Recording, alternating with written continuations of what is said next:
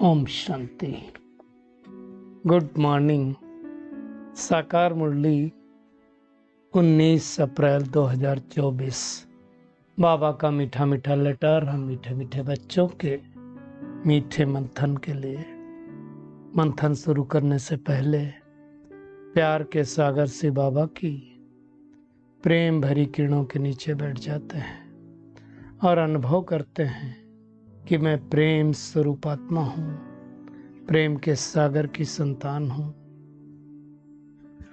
आज की साकार मुरली में बाबा ने दो शब्द बहुत यूज किया, एक हाहाकार और दूसरा जय जयकार। दोनों की हम गहराई में जाएंगे कि हाहाकार क्या है और जय जयकार क्या है। दूसरा बाबा ने एक ईश्वरीय नियम और आसुरी नियम बताया है ना। समझदार बच्चे, ना समझ बच्चे, है ना। इन सब के बारे में आज एक्चुअली पूरी मुरली में बाबा ने ज्ञान के बारे में समझाया कि ज्ञान किसको कहा जाएगा। तो पूरा ज्ञान युक्त ये और धारणा युक्त मुरली है। वैसे तो बाबा की हर मुरली में कुछ न कुछ धारणाएं होती हैं।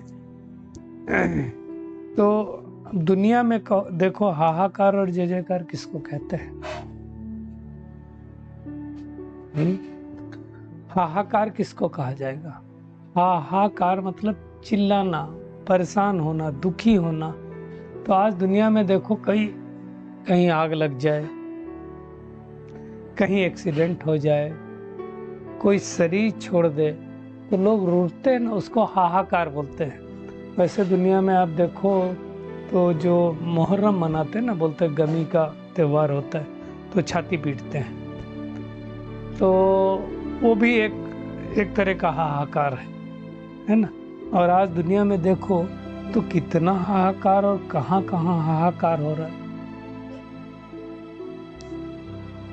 बात मत पूछो, आज पूरी दुनिया में देखो तो हाहाकार है ना?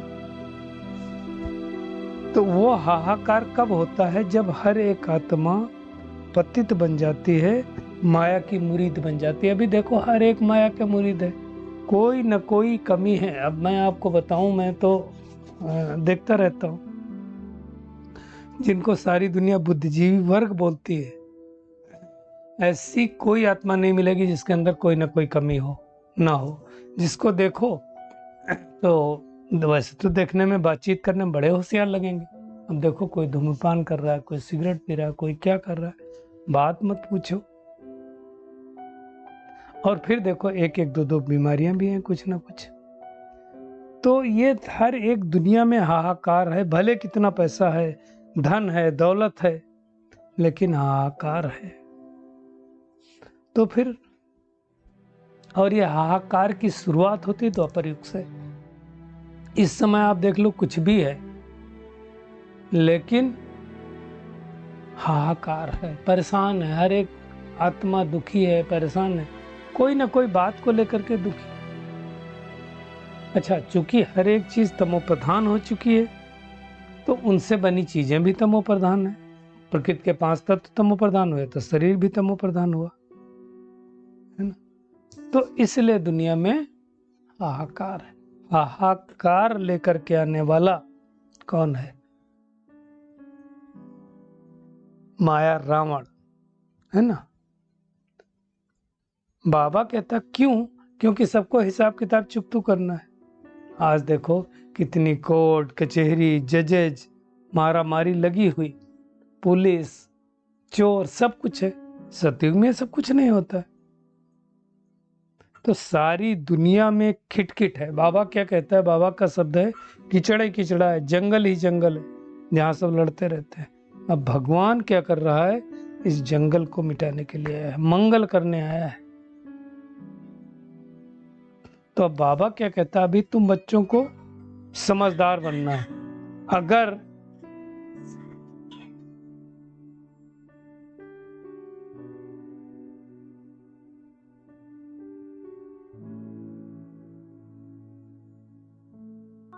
अगर कोई झगड़ा होगा तो उसको तो हाहाकारी कहा जाएगा। तो बाबा कहता है कि बहुत बच्चे समझदार, मददगार, सयानू, समझू चाहिए, जिनमें कोई खिटपिट ना हो। बाबा कहता है ये भी बच्चे समझते हैं कि ये पुरानी दुनिया है, तो यहाँ तो हाहाकार ही होगी। तो फिर जय जयकार कहाँ होती है? वैसे भी देखो तो पहले दिखाते हैं कि जब राजा महाराजा निकलते थे बग्घी पर तो उनकी जय जयकार होती थी, महाराजा की जय, महाराजा की जय, यही तो जय जयकार है। अभी भी द्वापर युग में भी चलता है, कलयुग में भी चलता है। कोई नेता नगरी जाते हैं कहीं पर तो उनकी जय जयकार बोलते हैं, जिंदाबाद बोलते हैं, फलाने मुर्दाबाद बोलते हैं, तो ये अभी भी चलता है। लेकिन एक्चुअल जय जयकार देखा जाए तो नई दुनिया में होती है, और भगवान उस पुरानी दुनिया को समाप्त करके, यानी हाहाकार की दुनिया को समाप्त करके जय जयकार की दुनिया में लेके जा रहा है। हमें क्या करना है? बाबा का मददगार बनना है, बाबा से अपना राजभाग लेना है ना। तो भगवान हमें पद्मा पदम भाग्यशाली बना रहा है। भाग्यशाली बनने का तरीका क्या है? बाबा के मददगार बनो, स्वर्ग में आने का पुरुषार्थ करो। स्वर्ग बाबा ने कहा वंडर ऑफ द वर्ल्ड है, त्रेता को स्वर्ग नहीं कहता बाबा, सेमी स्वर्ग कहता है। तो ऐसे स्वर्ग में अगर आना है तो क्या करना पड़ेगा? पुरुषार्थ करना पड़ेगा। दुनिया में हर कोई चाहता है शांति हो, सुख हो, लेकिन कैसे होगी? वो परमात्मा के सिवा कोई स्थापित नहीं कर सकता है। तो हमें क्या करना है? परमात्मा को याद करना है। एक और चीज बाबा ने आज ईश्वरीय नियम के बारे में बताया, और उसको गरीब बच्चे ही पूरा करते हैं। ईश्वरीय नियम क्या है? संपूर्ण बेगर बनो, मतलब जो कुछ हमारे पास है वो किसका दिया हुआ है? भगवान का दिया है। तो खाली क्या करना है? जो जो मेरा है उसको तेरा कहना, और कुछ करना नहीं। देना ऐसा नहीं है कि उसको सब दे देना, लेकिन क्या करना है? बुद्धि से तेरा तेरा तेरा तेरा। तो फिर क्या होगा? बाबा के हम बन जाएंगे, बाबा याद आएगा। बाबा ने कहता है जो कुछ है उसे भूल जाओ, और ये भूलना गरीब बच्चे ही कर पाते हैं। बाबा ने कहा साहूकार जो अपने को स्वर्ग में समझते हैं ना, उनको कुछ भूलता नहीं है, क्योंकि धन दौलत मित्र संबंधी जिनको याद रहेगा हर पल, वो क्या सहयोगी बनेंगे? सच्चे योगी क्या बनेंगे? है ना? तो बाबा कहता है अब थोड़े दिनों बाद हाहाकार होने वाली है। हाहाकार होना मतलब बाबा ने तो बहुत ही टफ शब्द यूज किया है। खून की नदियां बहने वाली हैं, रक्त की नदियां बहनी हैं, और रक्त की नदियों के बाद गाया है घी की नदियां बहेंगी। तो कोई घी नदियों में नहीं बहेगा, लेकिन अबेंडेंट होगा। अभी है तो मिलावट वाला है ना? और इसलिए उसको कहा जाता है क्षीर सागर। अभी देखो शिवलिंग पर भी दूध चढ़ाते हैं, लेकिन क्या करते हैं? पानी ज्यादा दूध कम। तो जितनी सच्चाई हमारे अंदर बनी है उतना ही दूध है। बाबा कहता है इस समय तुम गुलाम हो माया के, बाद में तुम विश्व के बादशाह बनते हो। सारी प्रकृति उस समय हमारी गुलाम बन जाती है। गुलाम बन जाना मतलब हमारे कहे अनुसार करती है। बाबा ने कहा पक्के वैष्णव बन जाते हो। वैष्णव किसको कहा जाता है? जो विष्णु समाज के हैं, जो विकार मुक्त हैं। विकारी वैष्णव नहीं, जो विकार मुक्त हैं, वैष्णव, जिनका विकार से दूर दूर तक कोई रिश्ता नाता नहीं है। खाली अब वो तो क्या वैष्णव क्या करते हैं? वेजिटेरियन बन जाते हैं तो समझते हैं सब कुछ हो गया ना। विकार मुक्त जो है उसको वैष्णव कहा जाएगा। तो भगवान ड्रामा के आदि मध्य अंत का रहस्य हमको समझा करके बता रहा है कि कैसे पुरानी दुनिया से नई दुनिया होने वाली है ना। वहाँ तो सोने के महलों में हम रहेंगे, सिक्के भी सोने के चलेंगे, है ना, धातु भी सोने की होगी ना। तो पहले क्या होता था, पहले ज़माने में जो राजा महाराजा आता था वो अपने अनुसार सिक्का चलाता था, है ना। आजकल तो दुनिया के हिसाब से होते हैं। आप देखो जो वजन भी आजकल किलोग्राम पहले नहीं था, किलोमीटर नहीं होता था, कोस होता था, मील हुआ करता था। फिर धीरे धीरे धीरे धीरे इंटरनेशनल जो मेजरमेंट्स वो आ गए सब, है ना। तो सब धीरे धीरे हुआ। तोला, मासी ये सब चलता था, टका, आना ये सब चलता था, वो सब चेंज हुआ। ये सारी बातें बाबा समझा रहा है। बाबा ने कहा कि कई बच्चे 10-15 वर्ष रह करके भी चले जाते हैं, उनको कहेंगे अक के फूल, हमको ऐसा अक के फूल नहीं बनना। बाबा ने कहा अच्छी अच्छी बच्चियां जो मम्मा बाबा के लिए भी डायरेक्शन लाती थी, ड्रिल कराती थी, मतलब वो ट्रांस में जाती होंगी, आज है नहीं। इसलिए हमें बहुत खबरदार रहना, माया कभी भी पकड़ सकती है। बाबा कहता है माया तुमको बहुत हैरान करेगी,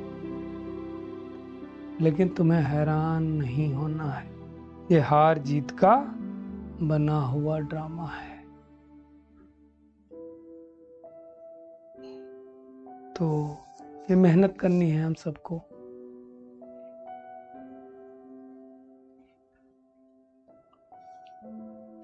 दुनिया में दिखाते हैं कि श्री कृष्ण के मुख में मक्खन का गोला था, एक्चुअली वो मक्खन का गोला नहीं, विश्व की बादशाही रूपी मक्खन का गोला है। तो ये सब अच्छी तरह से समझना है ना। बाबा ने पहनावस के बारे में भी बताया कि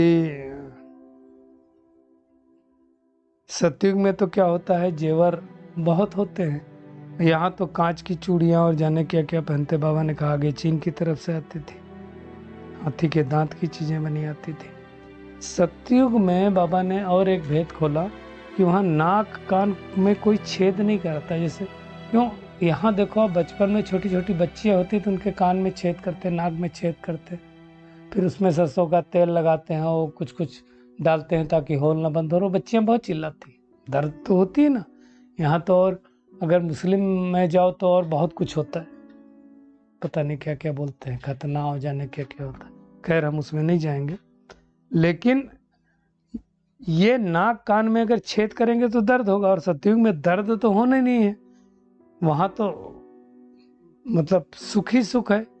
तो वहाँ जो जेवर भी होगा वो ऐसा पहनेंगे कि उसको छेद के बगैर पहन सकें, नेचुरल ब्यूटी रहती है वहाँ। फिर भी देखो इतना सोना तो पहनते ही वहाँ, तो वहाँ कोई आर्टिफिशियल चीज लगाने की जरूरत नहीं है। वहाँ चूंकि प्रकृति सत्व प्रधान होती, इसलिए प्रकृति से बना हुआ शरीर भी सत्व प्रधान होता है। यहाँ तो प्रकृति तमो प्रधान है तो शरीर भी तमो प्रधान है। तो ये सारी बातें बाबा हमें अच्छी रीति से समझाता है। भगवान ही आकर के शिवालय और वैश्यालय के बारे में बताता है। शिवालय की स्थापना शिव बाबा ने किया, वैश्यालय की स्थापना रावण करता है। वही आकर के हमें सृष्टि के आदि मध्य अंत की नॉलेज देता है। इसलिए भगवान को क्या कहा जाता है, गॉड इज नॉलेजफुल। और नॉलेजफुल का ये मतलब नहीं कि वो सबके दिलों को बैठ करके जाने, उसको जरूरत नहीं है ना। और एक बात है कि सतयुग त्रेता में कोई वजीर नहीं होता है। अभी तो देखो प्राइम मिनिस्टर बनेंगे, प्रेसिडेंट बनेंगे तो कितने वजीर होते हैं, वहां वजीर नहीं होता है, जरूरत नहीं है। भगवान ने हमको इतना अक्लमंद बना दिया कि वहां इन चीजों की जरूरत ही नहीं है। सब कुछ समझा के बाबा कहता है मन मना भव, अर्थात मन ही मन मुझे याद करो। तो आज का होमवर्क एक तो यही है कि हमें हाहाकार होने से पहले, हाहाकार तो चल ही रहा, संपूर्ण हाहाकार होने से पहले परमात्मा का मददगार बनना है, सयाना समझू समझदार बनना है, अंदर से कोई खिटपिट नहीं हो। स्थापना और विनाश के कर्तव्य को देखते हुए पूरा निश्चय बुद्धि बन बाबा को फॉलो करना है। पुरानी दुनिया के पाई पैसे से बुद्धि निकालकर पूरा बेगर बनना है। मित्र संबंधी धन दौलत कुछ भी याद नहीं आनी चाहिए। आज का बाबा का वरदान है, संगठन में रहते सबके स्नेही बनते, बुद्धि का सहारा एक बाप को बनाने वाले कर्मयोगी भव। बाबा कहता है कि कई बच्चे क्या करते हैं, संगठन में तो रहते हैं लेकिन वो क्या करते हैं, थोड़ा सा रिजर्व हो जाते हैं, न्यारे बन जाते हैं। क्यों? क्योंकि सोचते हैं कहीं फंस ना जाए, दूर रहना ठीक है। भगवान कहता है तुमको 21 जन्म तो परिवार में रहना। अगर डर कर किनारा करेंगे तो फिर हम तो सन्यासियों में और हमें क्या फर्क रहा। कर्मयोगी बनना है, हमें कर्म सन्यासी नहीं बनना। हाँ, टू मच में नहीं चले जाना कि बाबा बीच से निकल जाए, है ना। बुद्धि में एक बाप रहे, एक बाप का सहारा रहे, दूसरा कोई नहीं। बुद्धि को कोई आत्मा का साथ नहीं चाहिए, दूसरी किसी की गुण विशेषता का साथ नहीं चाहिए, उसमें परमात्मा का साथ चाहिए। लेकिन मिलना तो सब परिवार में है ना। स्लोगन है, बाप दादा के राइट हैंड बनो, लेफ्ट हैंड नहीं बनना। क्योंकि दुनिया में भी कोई भी कर्म करना होता है तो राइट से ही करता है, लेफ्ट से कोई नहीं करता है। अच्छा, शुक्रिया मीठे प्यारे बाप दादा, शुक्रिया आप सभी का इस मीठे मंथन के लिए। अच्छा, ओम शांति।